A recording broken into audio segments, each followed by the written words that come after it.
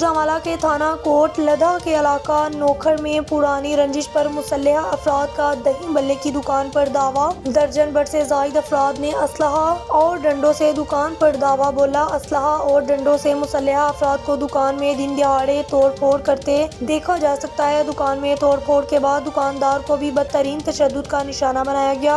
गुज़श्ता रोज दुकान पर दावा बोलने और तशद्दुद की CCTV footage prime star news ने हासिल कर ली। फुटेज में वाज़ेह तौर पर मुल्ज़मान को तशद्दुद और तोड़ फोड़ करते देखा जा सकता है। इससे पहले भी बासर अफराद दुकानदार को तशद्दुद का निशाना बना चुके हैं। मुल्ज़मान की शनाख्त की जा रही है। दरख्वास्त मिलते ही मुकदमा दर्ज कर लिया जाएगा।